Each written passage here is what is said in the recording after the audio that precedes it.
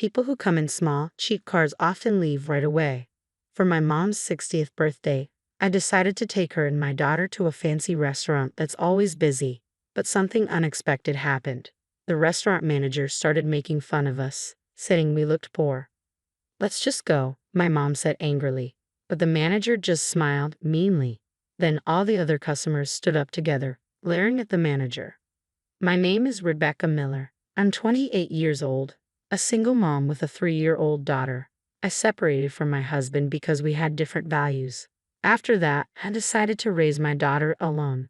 When I told my mom, she welcomed us warmly. All the stress I had been feeling came out, and I started crying. Seeing me like that, my mom invited us to live with her. She's been alone since my dad passed away a few years ago. She said she'd be happy to have us, so I accepted her kind offer. My mother is turning 60 this year, and I wanted to do something special for her. So, I made a reservation at a fancy restaurant that's usually booked years in advance. I've always wanted to try it. I expected to wait a long time, but luckily, there was a cancellation, and I got a reservation for my mom's birthday month. When I told her, she was thrilled. Seeing her so happy made it all worth it. Finally, the day of our reservation arrived. I drove my mom and daughter to the restaurant. I never thought we'd have any problems. "You're Miss Rebecca Miller who made a reservation, right? Please come this way," said the host. The grand entrance was perfect for a high-end restaurant. My mom and I were amazed by the fancy decor. Only my daughter was her usual cheerful self.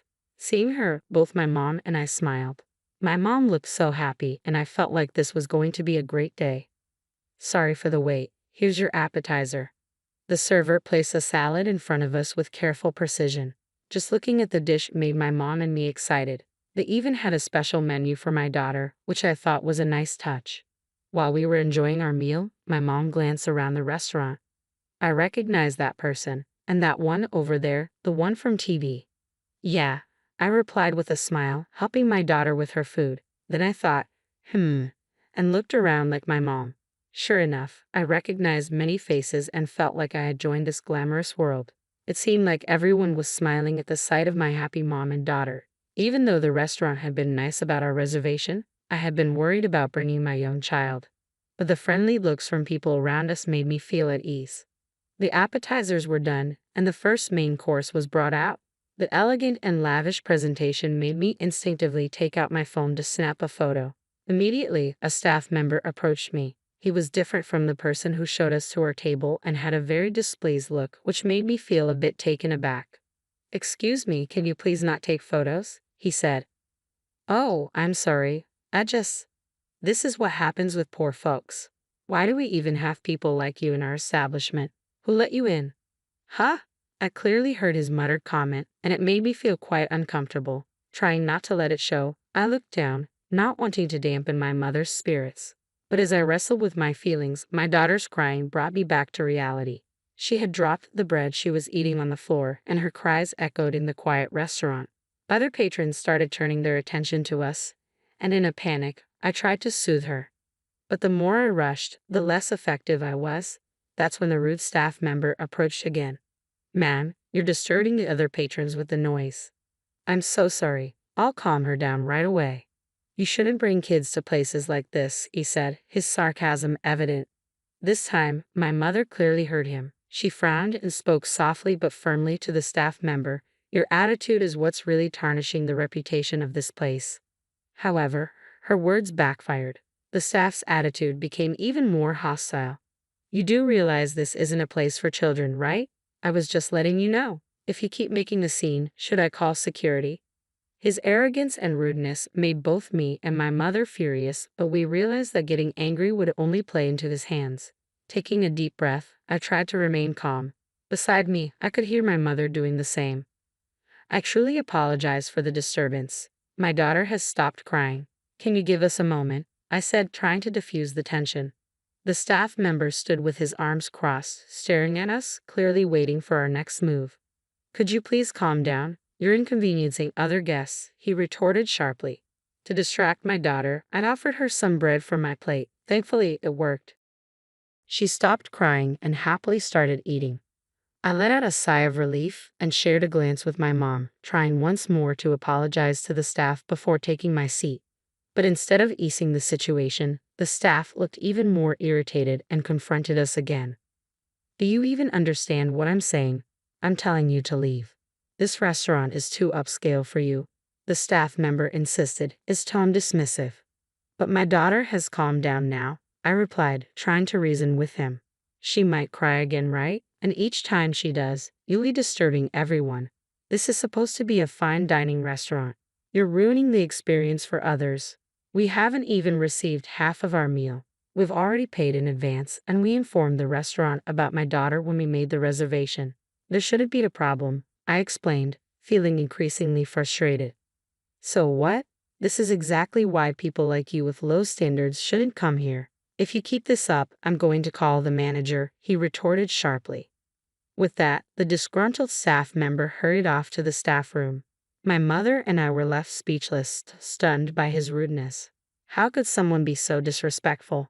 Didn't he realize that his attitude was what was truly lowering the restaurant's standards? Despite this being a special celebration for my mother's 60th birthday, my mood was completely ruined.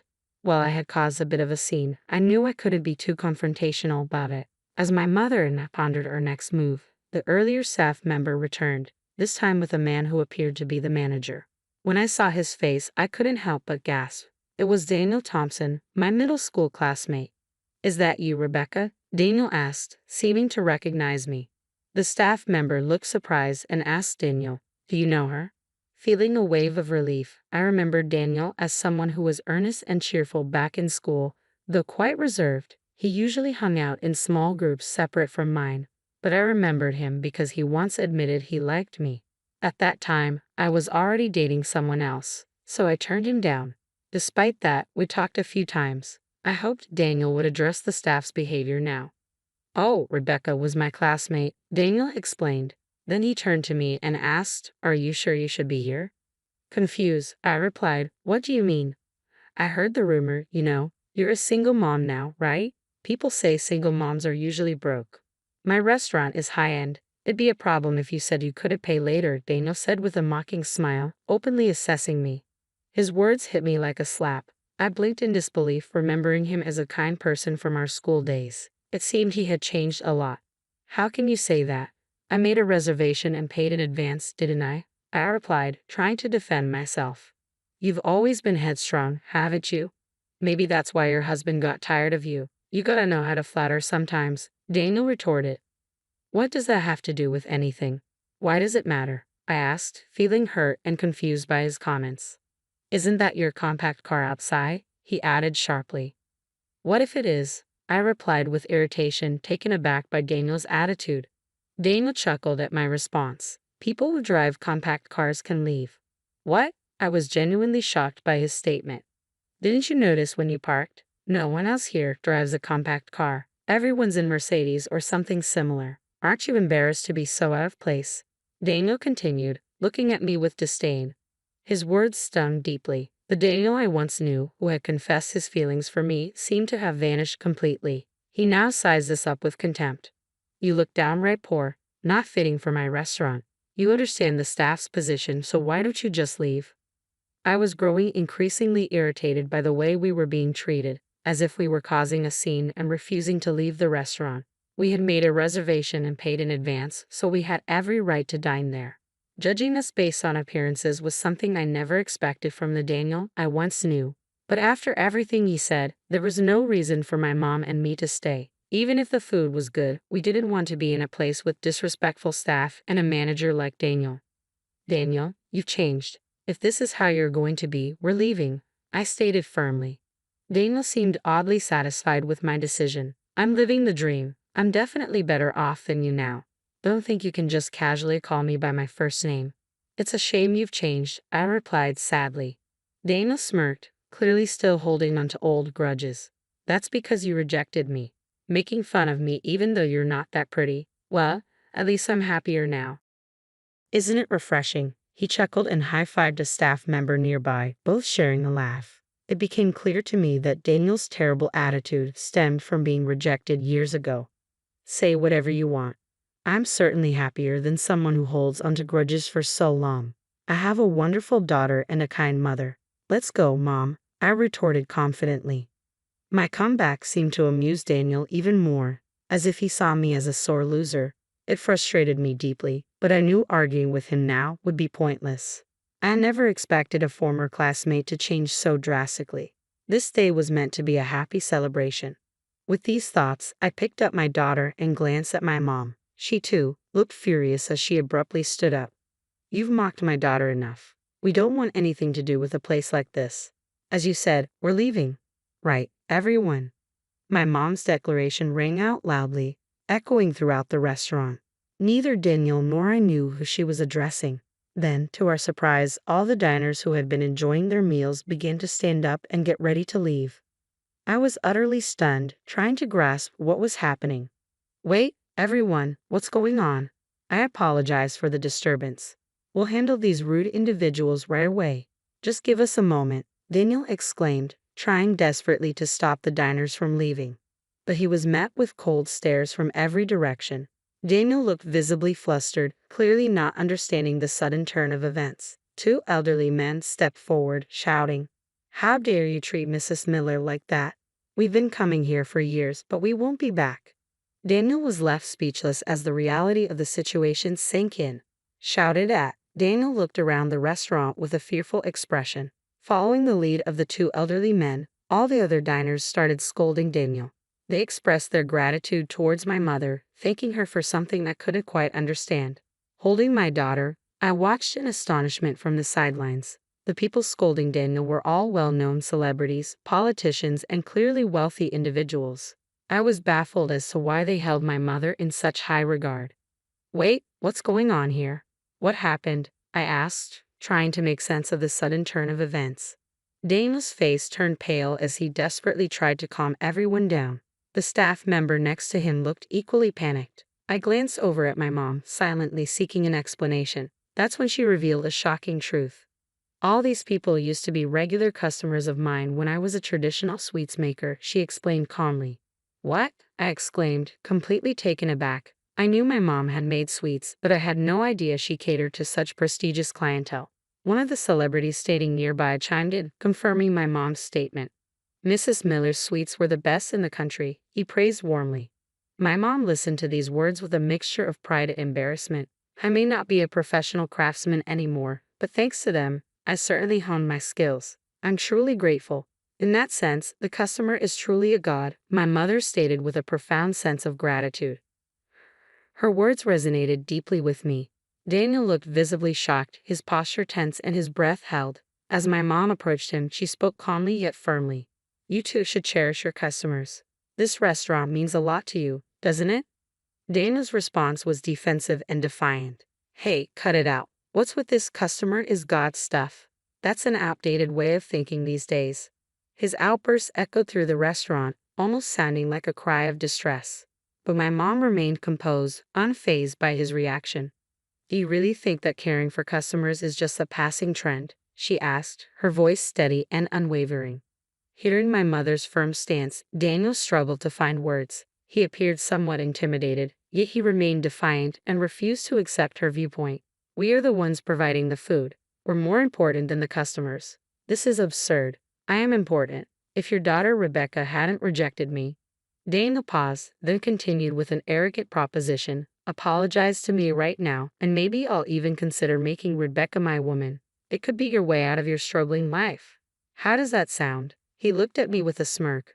His words disgusted me deeply, and I sighed heavily. "I'm sorry, but honestly, I can't deal with you right now," I replied firmly, lowering my head in disappointment. Laughter rippled through the crowd around us, and Daniel's face flushed red with embarrassment. Despite thinking my response was clear, Daniel, with his misplaced confidence, seemed utterly unprepared for another rejection. "Why not? I have money, you know. You don't want to be looked down upon, right? And isn't it embarrassing to be a single mother? Women like you probably can't remarry, so I'm offering to take you." Daniel persisted, his tone condescending. "It's none of your business. Just because you have money doesn't guarantee happiness," my mom replied firmly, brushing him off. Daniel's face reddened even more in response to her rejection. I couldn't help but wonder if money was the reason behind Daniel's drastic change. They say money can corrupt, and witnessing it firsthand was eye-opening for me. How dare a single mother like you talk back to me? Daniel retorted, his frustration evident.